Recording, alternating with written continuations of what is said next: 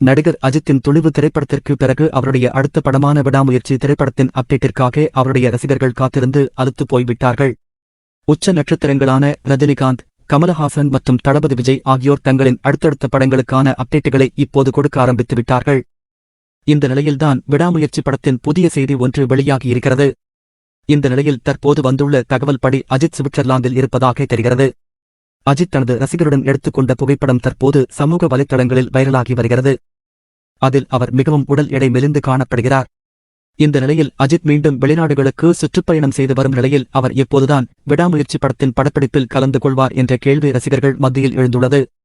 இந்த நிலையில் அதாவது விடாமுயற்சி படத்தின் படப்பிடிப்பு வேலைகள் விரைவில் தொடங்கும் என எதிர்பார்க்கப்பட்ட வேளையில் மற்றொரு சிக்கல் இந்த படத்திற்கு ஆரம்பித்து இருக்கிறது.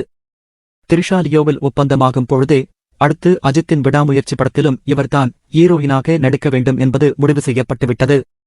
அதற்காக த்ரிஷாவிடம் பேச்சுவார்த்தையும் நடந்தது.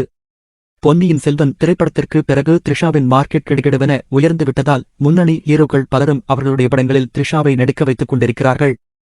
ஆனால் கிட்டத்தட்ட ஒரு வருடம் ஆகியும் விடாமுயற்சி படத்தை பற்றி எந்த தகவலும் இல்லை. த்ரிஷாவுக்கு படத்தில் ஒப்பந்தமானதற்கான அட்வான்ஸ் கொடுக்கப்படவில்லை. இதனால் காத்திருந்து பார்த்த த்ரிஷா இது செட் ஆகாது என அடுத்தடுத்த படங்களுக்கு தன்னுடைய கால் சீட்டுகளை கொடுத்துவிட்டார்.